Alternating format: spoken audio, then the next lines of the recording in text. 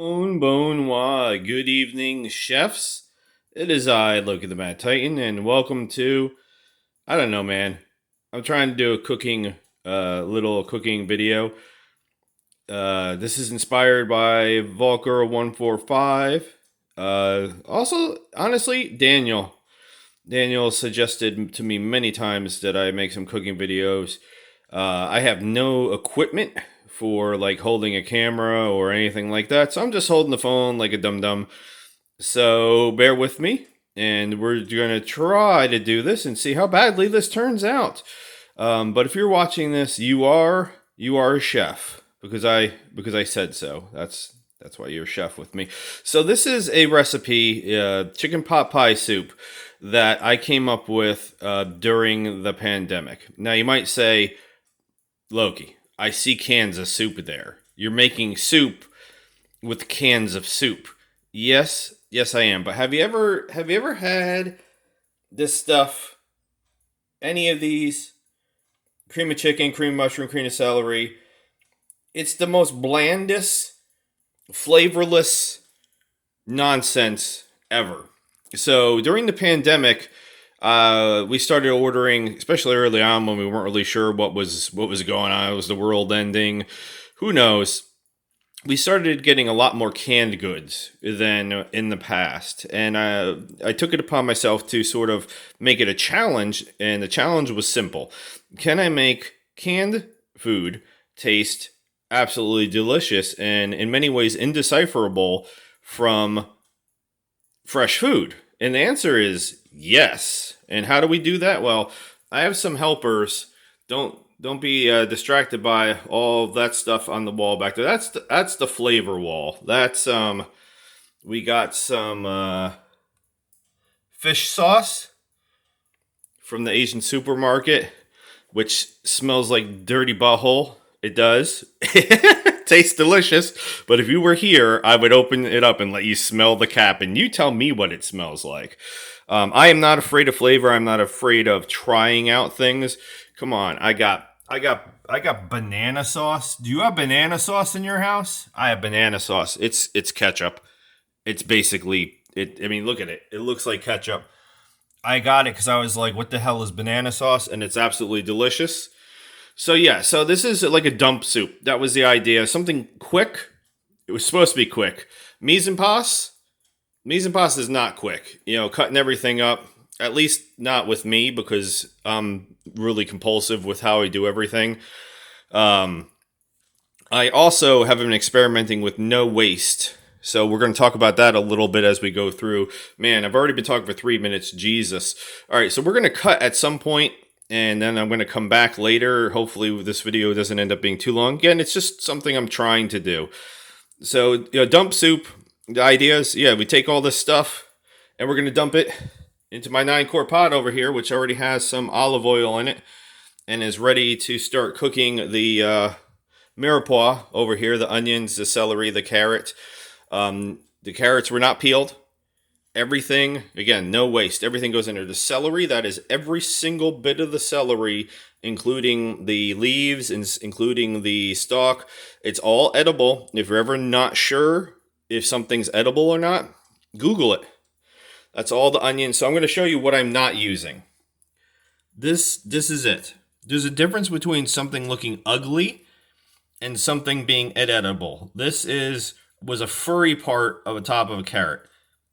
It was the only one out of all the carrots that I did. So that's about the recipe, which I made completely 100% my recipe. 4 carrots, but I did 6. Just an entire thing of celery. Just go to the store, grab celery. Celery disappears. It looks like a lot of celery. It looks like a lot of carrots. It looks like a lot of onions. It's going to disappear. That's garlic. How many cloves of garlic? As many goddamn cloves of garlic as you want to put in there. That is probably too many for most people. I think it was like 8 cloves. It was basically an entire bulb of garlic. Italians would probably be like, that's not enough garlic, but that's on my soup spoon. Why did I leave these things out? Just to show you, all you really need to do this: a spoon, a knife, a can opener, and what's this bad boy? It's a fingernail brush. Well, I mean, yeah, kind of. It's orange. Well, so are carrots, yeah, because I clean, you clean stuff before you put it in your mouth, right? So do I keep the skins on it? Yes, I keep the skins on it, but I still clean it. I clean the celery. Celery can be like skanky. It's like one of the dirtiest, nastiest, like lettuce. It can have all kinds of bugs and goodies, in it. So you make sure you clean it out really nice and good. Spices going in here. We have, it's not too crazy. Rosemary, thyme adds an amazing amount of flavor. You notice I have 1 tablespoon now because that's all I use. I needed half a tablespoon of rosemary and thyme, but you know what? I can just fill this up halfway, and that's a half a tablespoon. I'm such a guy, yeah. Bay leaves, 2. I'm doing 3 because I wasn't happy with that one. It wasn't pretty. It doesn't matter. You take them out anyway. I only do freshly ground pepper. That's just a me thing. A lot of these things are me things. Adobo. Adobo is a spice blend. This particular one is the red hot chili one. This is hard to find. Sometimes you have to go to a Spanish supermarket to grab this. But this is going to add a lot of flavor. It's going to add a little heat. Just a little heat. And then the rest of the stuff is really just the cans. Normally I do not nacho. I didn't have cheddar. Canned cheese. You're like, ugh, canned cheese. Yeah, canned cheese on its own. Kind of rank. But again, that's the whole point of this meal is it's literally one of the best things I've ever made in my entire life. My wife is, like, she literally just texted me and said, I can't wait for the soup. It's just so flavorful. It tastes just like chicken pot pie filling. The mushrooms are actually something new I'm adding. I like mushrooms, so we're just going to add that in. And when we're adding this in, we're adding everything in. Everything. This comes with some liquid. Don't dump the liquid out. You're making a soup. You can dump the liquid out and then add more liquid in. Same thing with the chicken. All right, so again, canned chicken. Oh my God, that's ridiculous. It is ridiculous. But again, the idea was I bulk bought this like a crazy hoarder survivalist dude. I bulk bought Kirkland, which is Costco, canned chicken, and I can use it in any recipe that requires chicken, and you will not know that this is canned chicken. I guarantee it. Because I can make it, it's just how you cook and how you add flavors. I got the chicken broth. A little trick with the chicken broth, I don't know if you could see, is you don't need to open up the can all the way. It's broth. So just open it enough to pour it out so you don't get the glug, glug, glug. Milk, 4 cups. You use the milk to kind of help get all of the remnants out of the cream soups. And peas you kind of throw in towards the end. They don't need to cook very long. Just add some flavor. But again, knife to cut things, can opener to open things, brush to clean things, spoon to stir. And that's pretty much all the ingredients. Just another tip with the, because I used it was 1 whole big onion. Actually, I already had a half, so I cut a new one. Make sure you cut down the middle. Keep the furry side there. That's the side you hold. When you cut the lines across and then down, and you always get a nice, even cut. You want everything cut about the same, so that way it cooks nice and evenly. And next thing I was just going to do, I did not clean my oven, the stovetop. I did clean the counter rather insanely. But we're going to cut here, and I'm going to throw everything into the pot, get the mirepoix, the onions, the celery, and the carrots. Just start getting them cooked, and then it's literally just dump everything else in. I'll save the peas for later on, but everything else goes right in, liquids, juices, and all. So just another quick tip.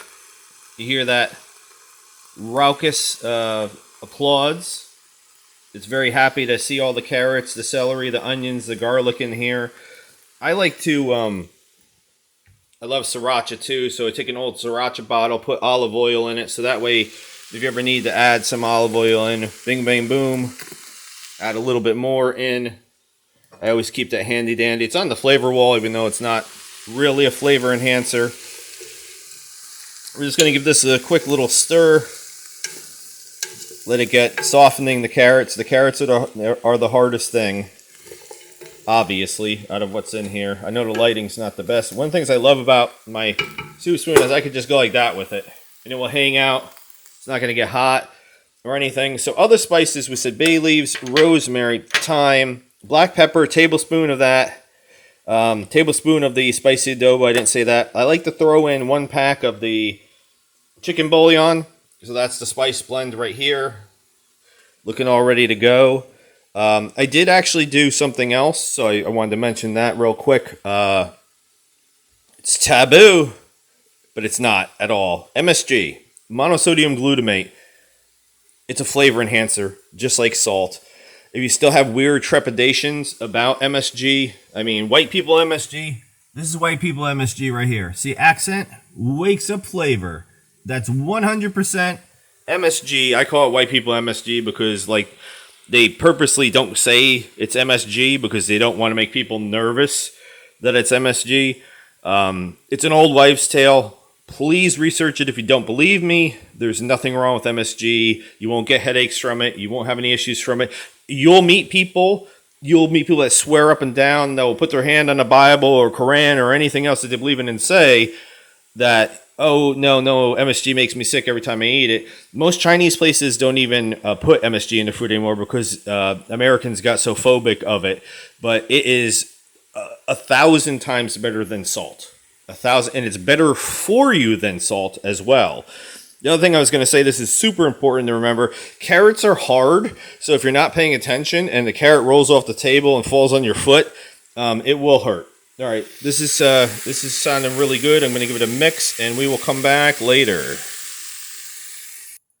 I only got 30 seconds left due to mistiming.